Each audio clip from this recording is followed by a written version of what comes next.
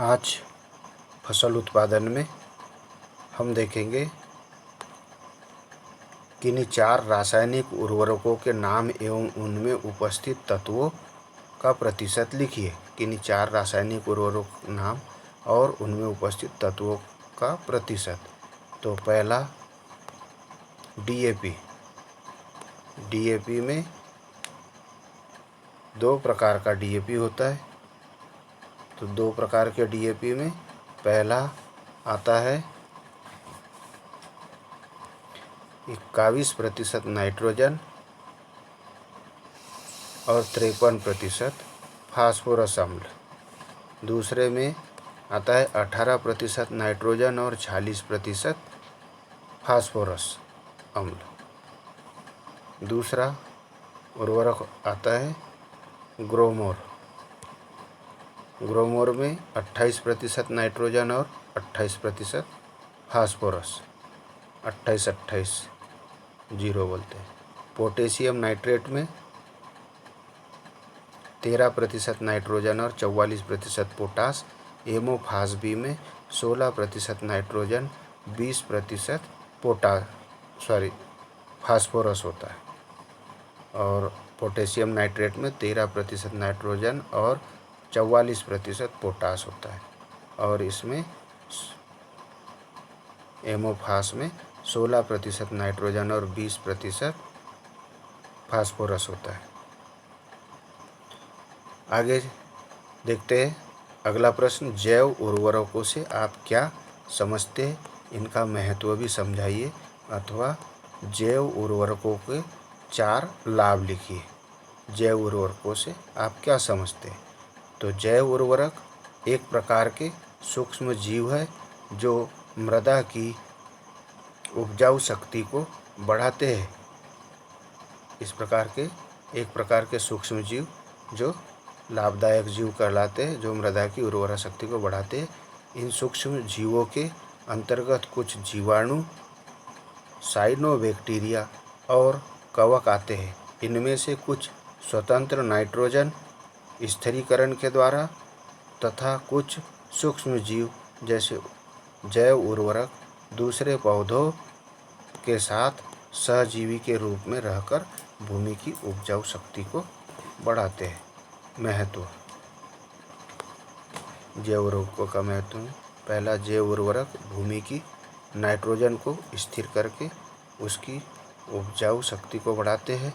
दूसरा, इनके उपयोग से हमारी नाइट्रोजन के लिए रासायनिक उर्वरकों पर निर्भरता कम हो गई है तथा भविष्य में ऐसी उम्मीद है कि नाइट्रोजनी रासायनिक उर्वरकों का स्थान ये जैव उर्वरक ले लेंगे।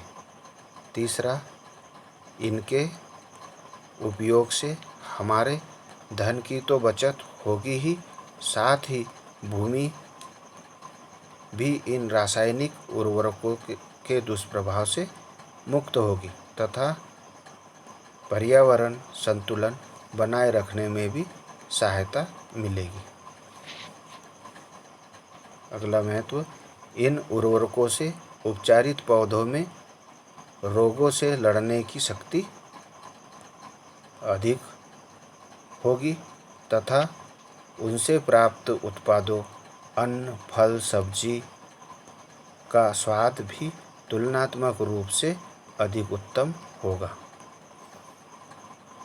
300 रुपये की यूरिया से जितना लाभ मिलता है उतना ही लाभ मात्र 70 रुपये खर्च करके जैव उर्वरकों से प्राप्त किया जा सकता है। इनके प्रयोग से बीजों का अंकुरण शीघ्र एवं जड़ों का विकास अच्छा होता है। जैव उर्वरकों पौधों की वृद्धि में सहायक पोषक तत्वों, विटामिन्स व हार्मोन्स आदि भी प्रदान करते हैं। लास्ट, लाभदायक जीवाणुओं की संख्या में वृद्धि एवं भूमि की संरचना में सुधार को बढ़ाते हैं। तो ये देखे हमने जैव उर्वरकों के लाभ। इस प्रकार से डीएपी की बोरी आईपीएल की देखी होगी, इसमें कितना है 18%, नाइट्रोजन और फास्फोरस 46%, 18% नाइट्रोजन और 46% फास्फोरस होता है। तो इन्हीं तत्वों के आधार पर इनकी कीमत होती है। जैसे तत्व रहेंगे वैसी की कीमत।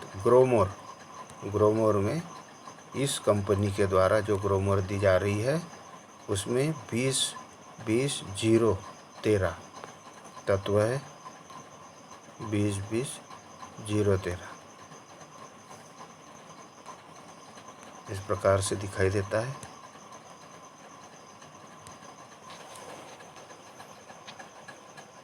पोटेशियम नाइट्रेट की बोरी इस प्रकार से आती है इस कंपनी की।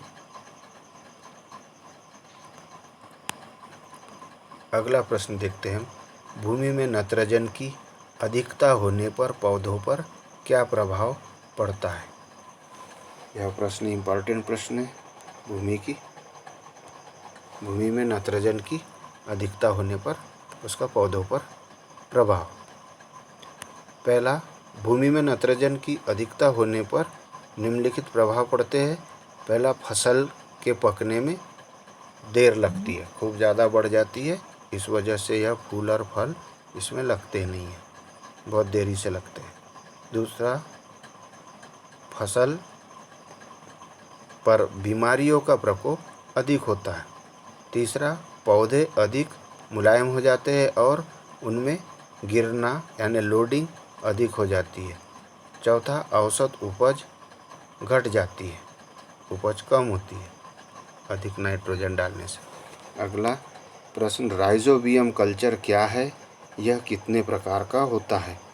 इसके क्या लाभ हैं? राइजोबियम कल्चर क्या है और यह कितने प्रकार का होता है और इससे क्या लाभ है? देखते हैं राइजोबियम कल्चर को। यह सहजीवी जीवाणु है। सहजीवी का मतलब जो दलहनी फसल हम बोएंगे उसी के साथों साथ इसके जीवाणु भी पनपते हैं। यह सहजीवी जीवाणु है तथा केवल दलहनी फसलों के लिए प्रभावी होते हैं। यह 2 प्रकार के होते हैं, तीव्र बढ़ने वाले और अम्ल पैदा करने वाले। जैसे राइजोबियम ट्राइफोलाई या मिलिलाटाई या हैसियालाई।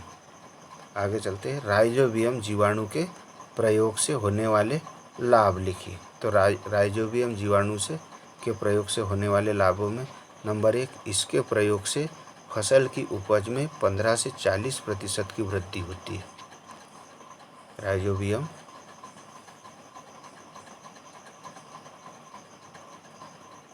के प्रयोग से फसल की उपज में 15 से 40% की वृद्धि होती है। दूसरा, राइजोबियम प्रयोग से 10 से 35 किलोग्राम रासायनिक नाइट्रोजन की बचत होती है।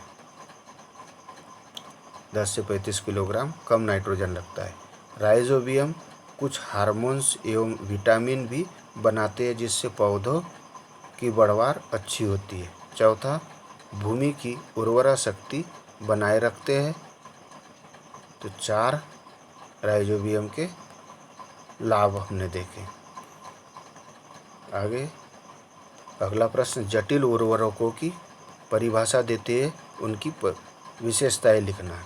तो जटिल उर्वरक किसे कहते हैं? परिभाषा, जटिल उर्वरक वह उर्वरक है जिनमें 2 या 2 से अधिक पादप पोषक तत्व होते हैं तथा जिनके 2 मुख्य पोषक तत्व रासायनिक संयोजन में होते हैं, रासायनिक संयोजन बनाते हैं। जटिल उर्वरकों की मुख्य विशेषताएं। पहली विशेषता, इनमें प्रायः पादप पोषक तत्वों की मात्रा अधिक होती है। उर्वरक की प्रति 100 किलोग्राम में 20 किलोग्राम से अधिक, इसलिए ये उच्च विश्लेषी उर्वरक भी कहलाते हैं। दूसरा, प्रायः इनके दानों का आकार समान तथा भौतिक दशा अच्छी होती है। तीसरा, ये मृदा को नाइट्रोजन और फास्फोरस प्राप्य रूप में प्रदान करते हैं।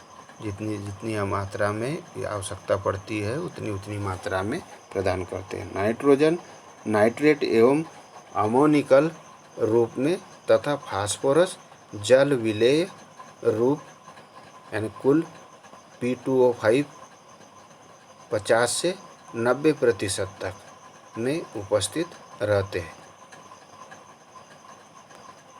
नेक्स्ट विशेषता, अगली विशेषता, चूँकि जटिल उर्वरकों में पोषक तत्वों की मात्रा अधिक होती है, इसलिए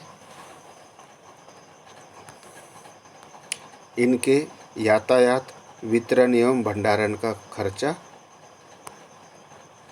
पोषक की प्रति इकाई के आधार पर कम होती है।